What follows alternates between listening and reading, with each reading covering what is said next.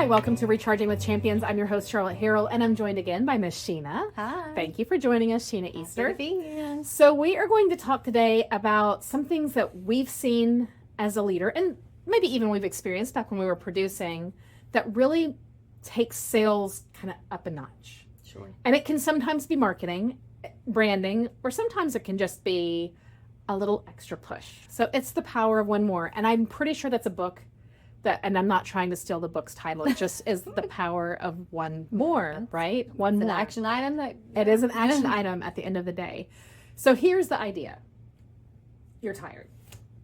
You've had a long day. Sheena, you've been working on loans all day long, right? I'm a realtor. I've been putting in contracts all day long. I've been working on my MLS and my pictures and all the things. Mm-hmm.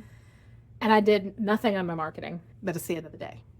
What do the superstars do? Just one more thing. One more. Yep.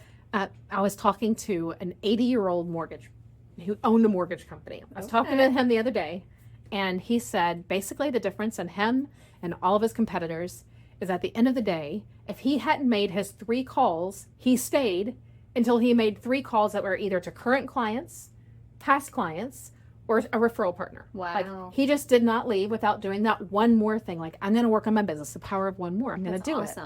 And this man ended up having a mortgage company for years, which doesn't happen very often. And I think he started in 71 and was the #1 mortgage company in Bowling Green for years. So there is and it was just him. Wow. You know, he had maybe one more loan officer that would be with him that would help him work on, but it was really just him. It was him. So the power of one more. That's awesome. Yeah. Write a letter, simple things. Good one.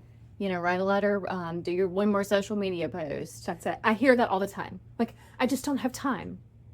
How much time does it take at the end of your day? If you don't, you've got to be cognizant of it. You've got to be like, okay, I've got to end my day. If I've got to go pick up kids and I've got to leave at 5:15, my day ends at 5. Do that little window. That gives you 15 minutes. Your one item done. And that 15 minutes is for your one item. Yeah. And by George, it's got to be a cutoff. Yes. I love that idea of a handwritten note. That is a nice touch that you're at the end of the day so you can kind of go back through. And also, it's a little bit of a defrag.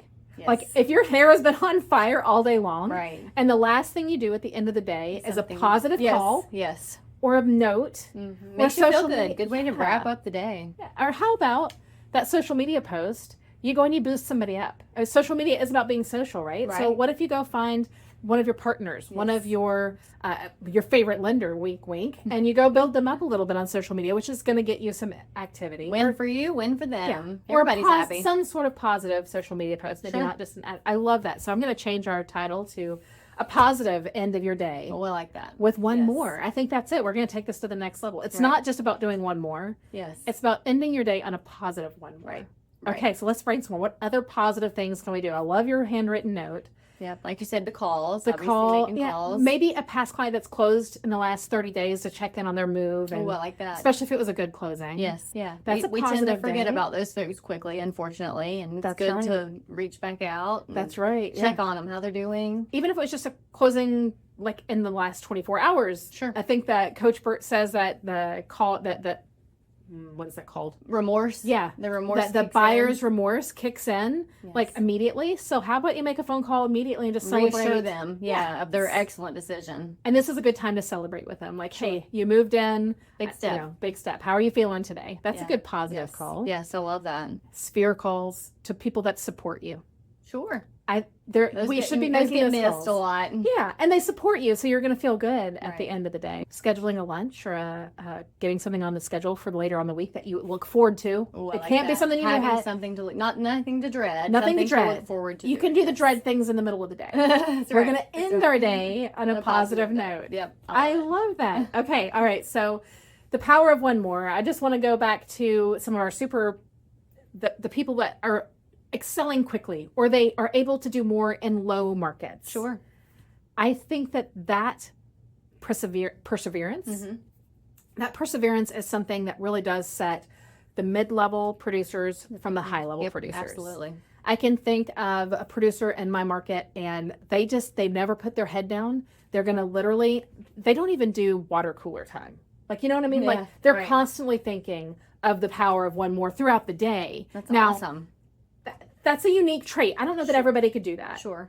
But he can. And his numbers never dip. His lowest numbers are mid-level's highest numbers. Wow. And the reason is, and he'll tell anybody. He'll say, well, I don't waste my time. Nice. When I'm working, I'm making one more phone call. I'm getting one more client pulled and credit done. Right. I'm checking You're on one already more putting loan. the time into it. Make the most of that time. That's right. Now I'm going to go to him and I'm going to be like, okay, I love your one more and how you always do something. I want you to end your day on the most positive. What is the thing that you love? Yeah, that's a good one. Start just have folks identify their own. Like everybody's can be different. Whatever your passion If you is. don't love making a video, send a text with some graphics. If you don't love making a call, do the handwritten card. Like whatever you look forward to, you will do consistently. That's right. And something that when you're finished, you feel good about it. I love that. Yeah.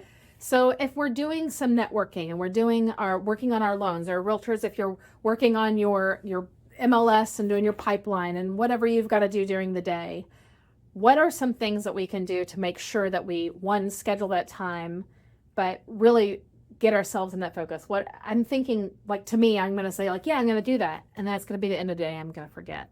How are you? What would you do to get that in your schedule? Well, I religiously follow Outlook. So I'm going to set a calendar invite every day to remind myself. To make sure that you do it. Yep, I love it. Done. I actually just got this new app. I'm going to put it in the comments, by the way. I love putting apps in there. I got this new app that it's like a habit creator.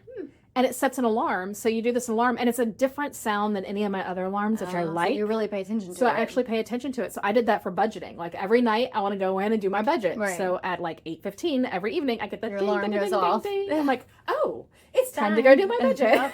And so maybe something like that would be a good, just something. I feel like something you've to got remind you. You've got to remind yourself, or even have it laid out. If your thing is before you're done for the day, or maybe if you're a realtor and your day is kind of wonky because you don't end at 6 o'clock like us lenders.